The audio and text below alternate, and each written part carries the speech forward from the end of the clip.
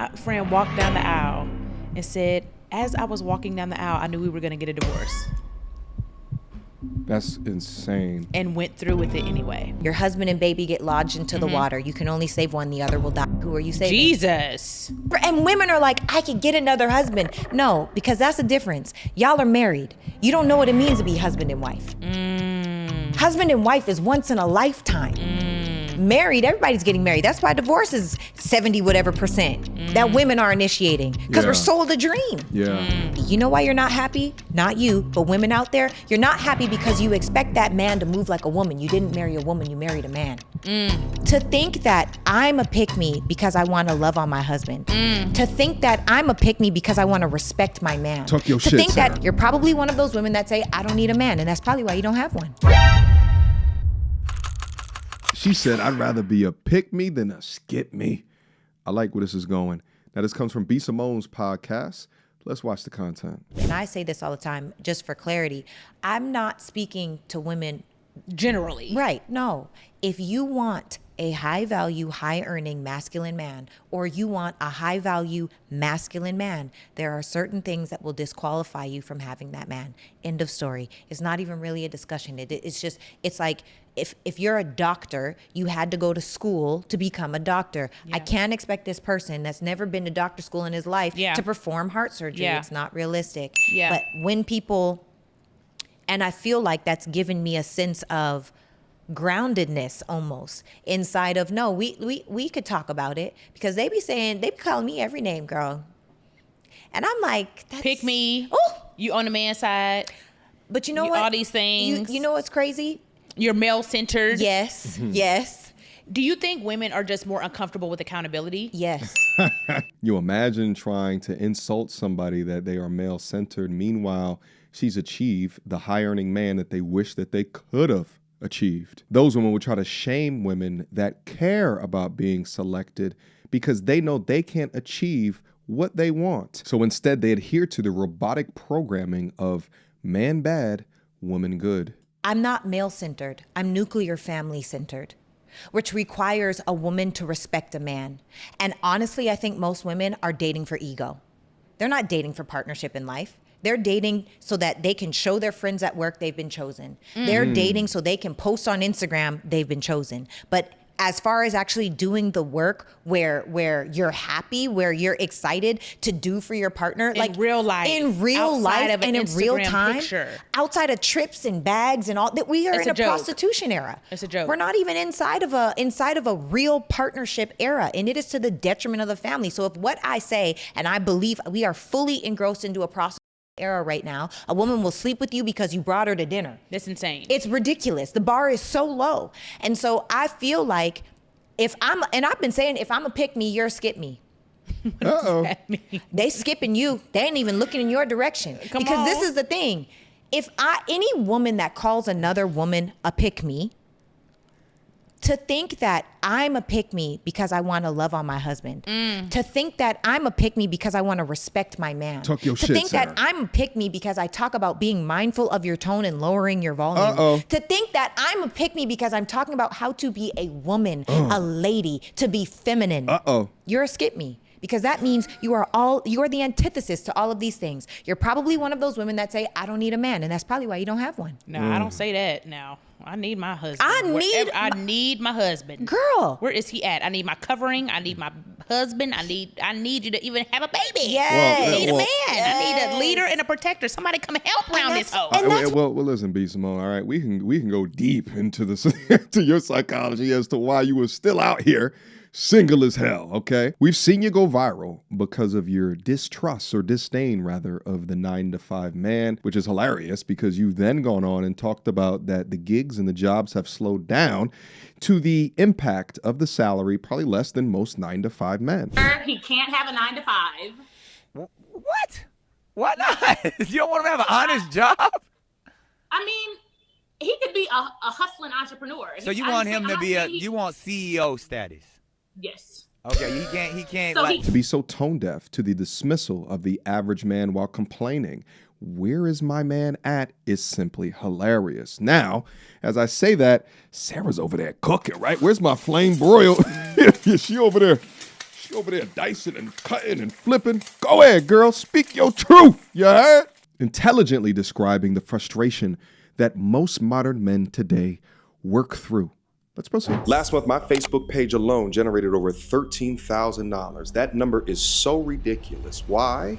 Because I did absolutely no work in order to achieve that. But I put systems in play to earn that revenue. Now, there's a very important definition here. It's called resting revenue rate. How much money do you earn in a month at rest, not doing a damn thing? Because at least on my Facebook page alone, it's $13,000. Now, what's also crazy about that is I'm not a Facebooker. I'm a YouTuber. Majority of my money comes from YouTube and as well as ad sponsorships. The Facebook stuff is just the icing on the cake. But just the icing on the cake alone, I'm financially independent because it damn sure don't cost me $13,000 a month to live. Come copy my system of how I earn between $50,000 and $100,000 each and every month. Go to viral2value.com to pick up my curriculum and join my community where we also do live calls, Q&As, to answer all of your guys' questions on your content creation journey. But I'm saying, we're not meant to lead the way that we're leading right now. 100%. The hierarchy of the home is just completely inverted, you know? And even, you know, we went pretty viral. And I should ask you this question and be careful of your answer because you might go viral. But one of the questions on my show, they said, scenario, you and your husband are on a boat in the middle of the ocean with your small child. 2 or 3 years old. Your husband and baby get lodged into the water. You can only save one, the other will die. Who are you saving? Jesus. I don't know if this is there's a biblical answer? Yep. Is there a biblical answer? Yes. The first answer that came to my mind was my husband. That Okay. sounds crazy though. It doesn't sound crazy Is to that me right? at all. Yes, that's biblically, yes. Biblically, yes. That is right. So that's what I said. My husband in the Bible, your husband is the covering. He is the head of your household. And when two become naturally, one, no, there is no naturally. Do you think you would jump for your baby? I wouldn't. That's terrifying. And also, you don't know. I'm speaking from logic, not experience, Okay. right? I don't know. Okay. I don't know. But I feel like you're once in a lifetime, platinum needle in a haystack, covering husband, confidant, best friend, ace boon coon. Yeah. And women are like, I could get another husband. No, because that's the difference. Y'all are married. You don't know what it means to be husband and wife. Husband and wife is once in a lifetime. Married, everybody's getting married. That's why divorce is 70 whatever percent that women are initiating because we're sold a dream. Yeah. First off, it's a tough damn question, right? But I do think that the majority of modern women today would select the child because that's what they've been conditioned to do. Ergo, I don't know why half y'all getting married because to me, marriage don't make sense unless y'all are following the biblical order, all right? All you secularists, I don't understand it besides y'all just want something to prove of some lifetime achievement award. Now, biblically, you would go with the man. If you listen to mainstream media, you go with the child. But here's the thing. I think even realistically, you go with the man because then the man can use his strength, right? His mindset in order to save the child. But what's behind the question is what I would 100% agree with. And I think it's something that most modern men today need to consider. Many women today are sold the dream of marriage, but not the reality of being a wife to a husband. For because they don't have wife mindset, no wonder the divorce rate is so damn high. No wonder so many women initiated it over men. All right, because they got one pinky toe in and one pinky toe out should you F up. And not only that, but with the strength of the sister code, the strength of the single-ass auntie mafia, the strength of mainstream media pushing women that there is this patriarchy living through this oppression and that they are the victims of every choice and decision that they make that may or may not go their damn way. These women are getting married while still wanting to select the bear over the man. Insane. Dream of, it's supposed to look this way, but the second that you got to be accountable, the second that you have to be mindful of your voice, the second that you have to regulate your own emotions, the second that you have to stop taking things so personally, now we got a problem. Now I don't want to be a wife anymore. I'm not happy. What does that mean? Let her cook. Baby, let me tell you something. I asked the elder, I asked somebody of wisdom, and are you happy? Unhappiness is not a reason for divorce. I don't ever. Go get happy. Go get happy. What makes you happy? And why have you not done the work? And more so than not doing the work, if over time you've allowed space, which allows disconnection, which allows that space for resentment to grow inside of. So now I feel like I'm over here, you're over there. You don't want to do the work that created the disconnect, to overcome the disconnect, right? So now you've allowed compounding feelings, compounded upset, compounded resentment. You've allowed all of these things to put us like this. Are you willing to do the work? Most people are like, nope, it's too hard. I'm going to quit, take all the lessons they learned from this relationship, and then go do the same exact thing in a new relationship. She's a runner and a track star. That's what people be doing. So it's so crazy to me when people say, or women say, I'm not happy. You know why you're not happy? Not you, but women out there. You're not happy because you expect that man to move like a woman. You didn't marry a woman, you married a man. Men are not emotional. Men don't want to talk, most masculine men, they're not gonna talk all day, every day. They're covering the home. They're paying the bills. They're mission focused. Yes. Yeah. Yes. And that is why we as women are blessed to have girlfriends. That's why we as women, it's so important for us to have tribe so that we can talk about the things. Yes, we can. These feminists have focused so long on equating a man to a woman. Listen, the thing is that we're different. We can be equally valued, but for much different things. But when you condition that we are the goddamn same, to the extent of allowing, trans women to, with their big butch asses, to enter women's locker rooms, right? Like when you condition a society of that degree of equality, right, where they call them the child birthers, right, and to distinguish from a woman that didn't have a transition and a biological woman, when it goes that crazy, one must ask, what biases have you internalized that has conditioned malcontempt for the opposite gender? Talk about the things that rub us the wrong way in life, in relationship, and only have one or two in relationship, but in life, right, because your husband isn't going to talk about all these things, right?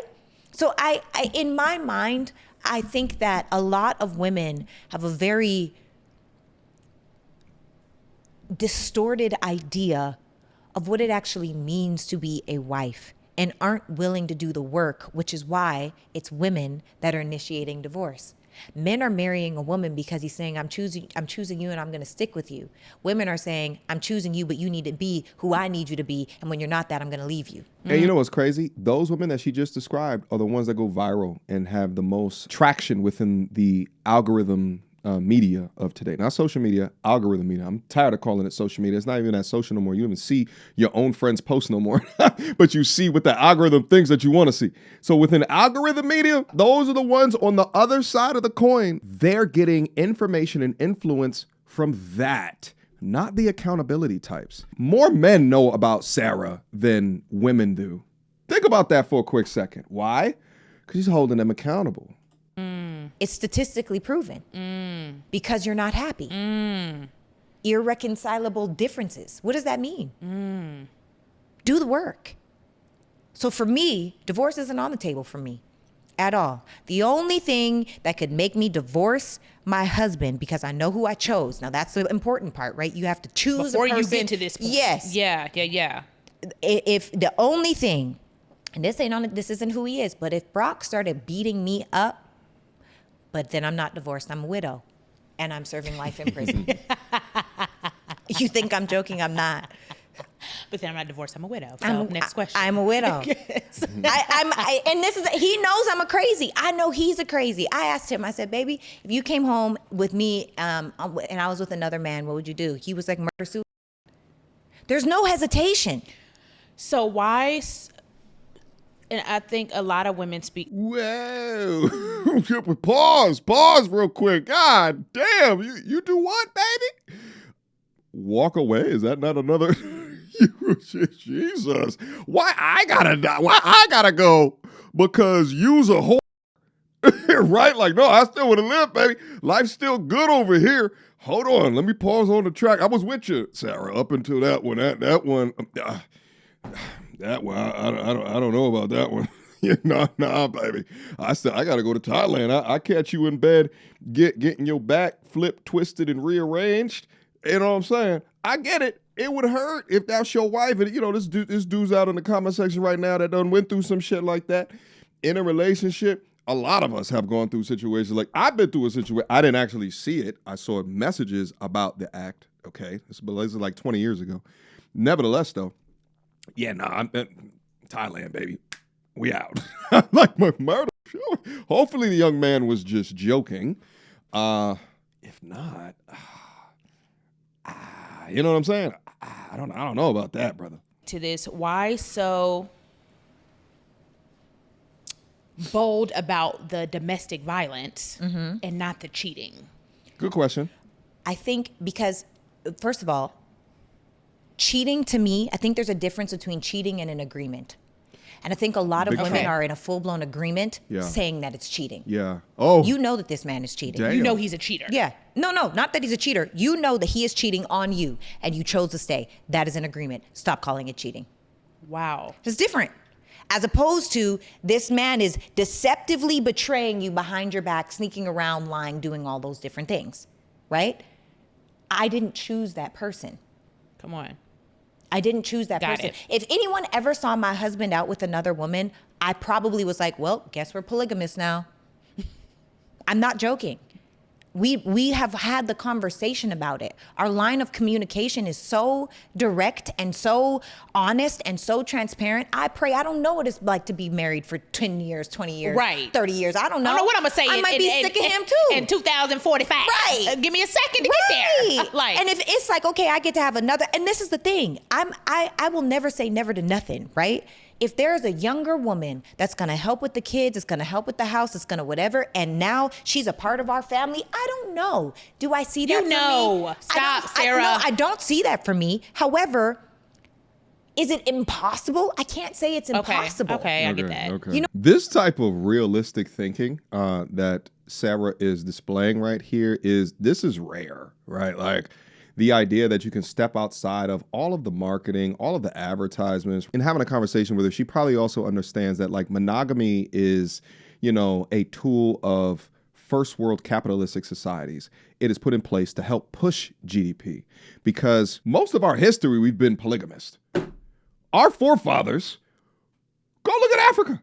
Whole bunch of polygamists and shit like that over there. However, go look at the economies over there of most of the countries within Africa. I think that when you have a society where most of the men are getting most of the, for lack of a better term, fruits of the labor, right? And there's a disproportional amount of success dependent upon it from a relationship perspective, dependent upon, right, your caste, right, what it is that you're doing. You got most of the men that have most of the women. And if you're not pushing polygamy, you're going to have an entire society of men that will be unhappy. And if you create an entire society of men that are unhappy over a long period of time, you get governments that get overthrown. You can see evidence of this throughout history. And you can see sprinkles of it even in America over the past several years. It's not a political channel.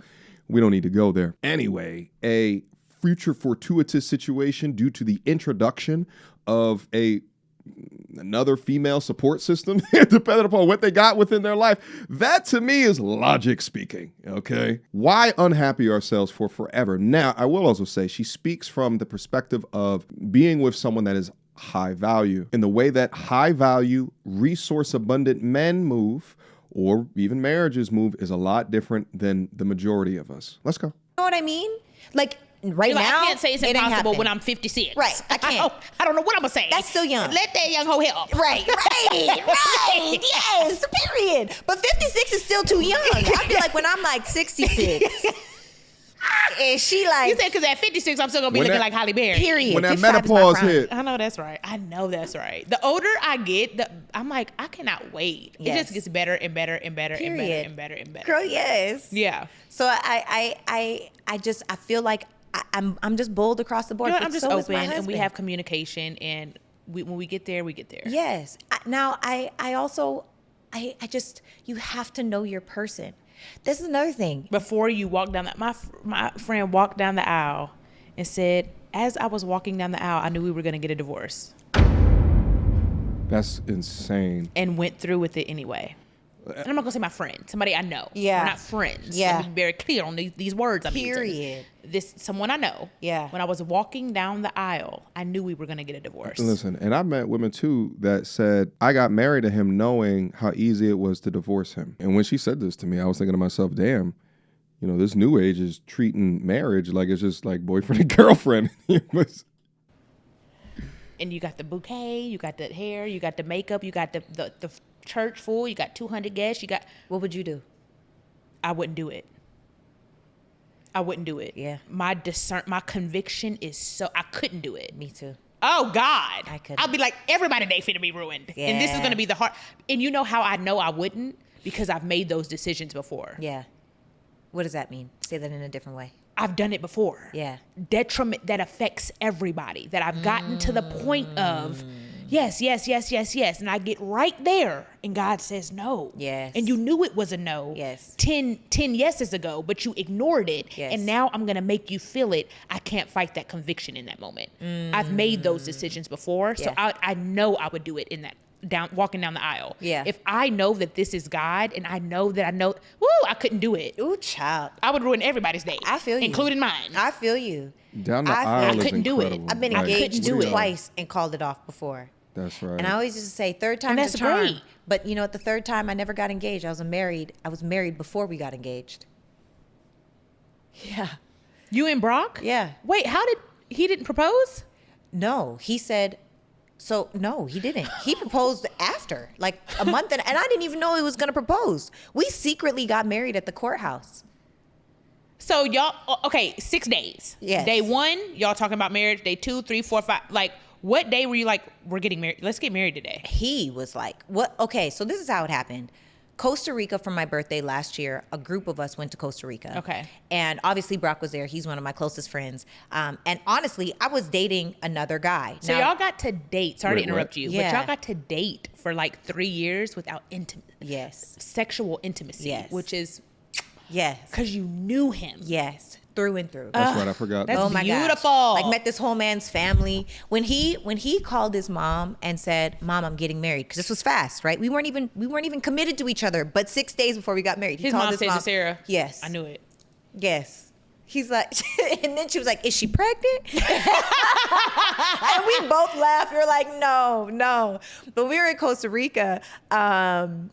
We went, and I was dating another guy. Now, dating does not mean relationship, because they try to drag me on the internet talking about how Sarah broke up with her fiance to date this man, her friend, after 6 days. But no, dating is a new person. I just started dating before Costa Rica. It had only been a couple weeks. Well, only been a little short amount of time.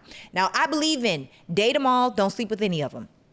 Dating means it's the interview process. I'm getting to know you. Do I even like you? Everybody gets to become my friend. Friend-zoned men don't have an option to ever date me, ever. My friends, they're all eligible bachelors. Which one do I like the most? So if I know we could play Uno and we could karaoke, we could talk about all the things, you could tell me your woes and we could strategize in business, you can get an idea of how I am as a human, how I really move with those people that I care about.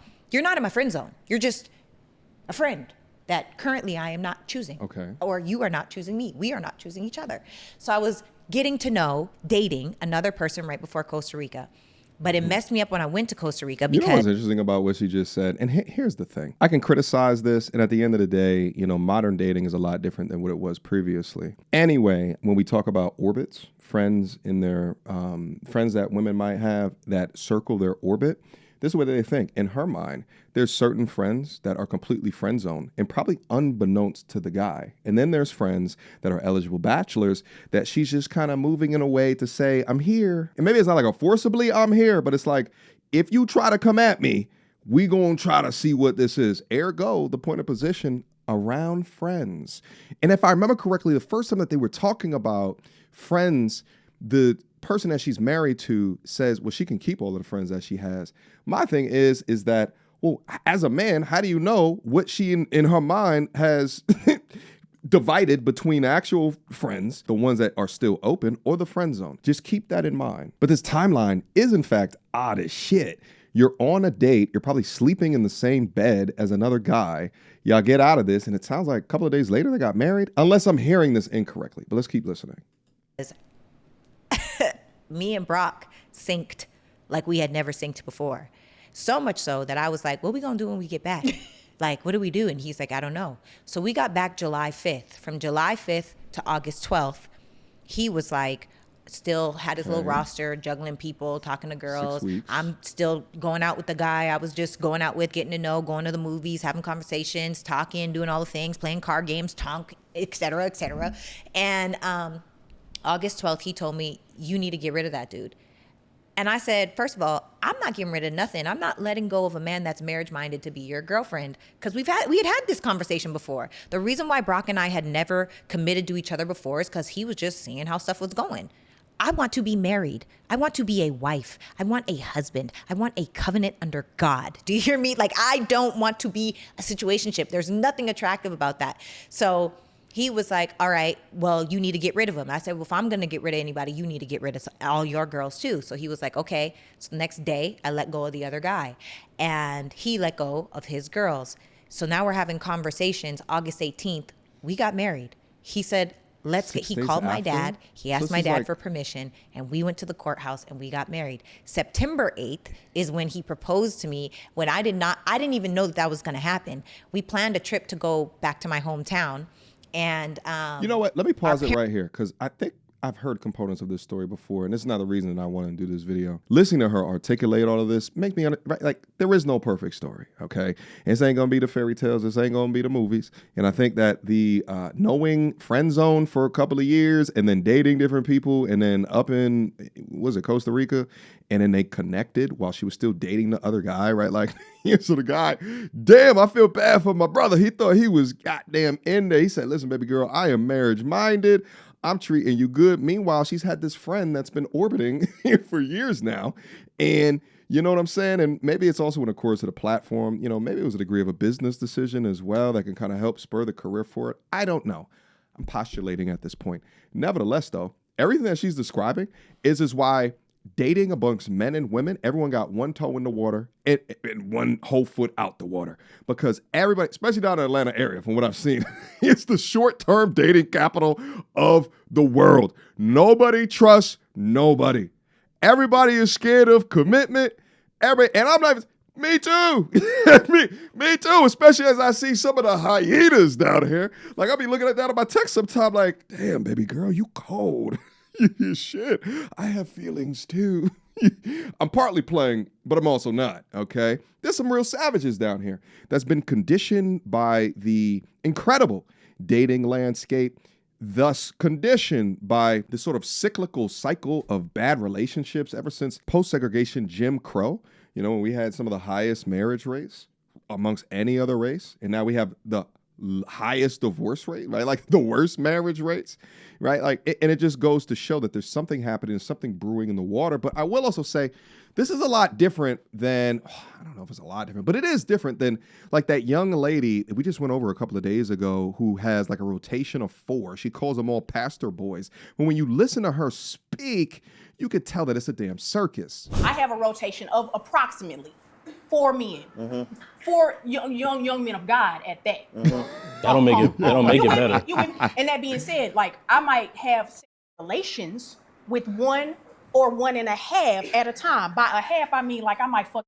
But yeah, it's different than that. And, you know, Sarah says that, you know, date them, but just don't sleep with them. And, you know, I can understand how that would be a woman's dating strategy. It just seems as though that's generally not how this happens or how this goes. Eventually, we gonna catch you slipping. It's generally what I see. You know what I'm saying? Because y'all are human just as much as we're human. And, you know, the body and the flesh is weak.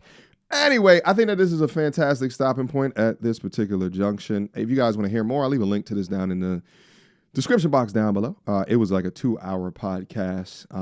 So if you guys want to go digest it, then feel free to go digest it. Now, I will also send this, is that to all of the young ladies that are watching this seething, I would say that Sarah is not your enemy because of the things that she mentions and the mindset that she had to place herself in order to achieve a man of, you know, honor, accolades, and like all these different type of things, status, whatever, value, if you want to say high value, right? She's showing you the sort of mindset, more of the longer term mindset, instead of listening to the ones, right, like more of the sprinkle type chicks that are just chasing, envy, greed, attention, and online validation. And typically these are the ones that will, right, I'll see them driving down one Peachtree, Piedmont, what have you, different streets. There's like 12 of those in Atlanta, and they blaring, spitting that shit out the goddamn window as loud as they goddamn can. All right, because money is their god. All right, and they are more than willing and able to try to trick you out of the bag. Okay. Out of what you've earned legitimately. Shout out to the ladies out there again, because the Wall Banger Hall of Fame is a real place. And if you more so adopt a humbler mindset like her, then I think you'll have a lot more success within life. But I'll leave that up to you. All right, guys, I appreciate you for stopping through, having this conversation with me. Leave me your questions, comments, concerns down up in the comment box down below. Last but not least, viraltovalue.com. Link to it down in the description box. If you want my system, how I did all of this, you can just come up and copy it. It's curriculum, it's community, right? We got a bunch of other content creators back up there now, and as well as digital assets that I'm creating to make your life much, much easier. Also, we're doing bi-weekly conversations that I'm hosting as well. We got one this Friday that's coming up. So if you want to get in, now's the time to do it, especially before that price goes up, baby. All right, guys, I appreciate you for rocking with me. Let me know what you think. All right. Protect yourself at all time. I love you, love you, love you guys. Stay safe out there. All right. Until next time. Peace.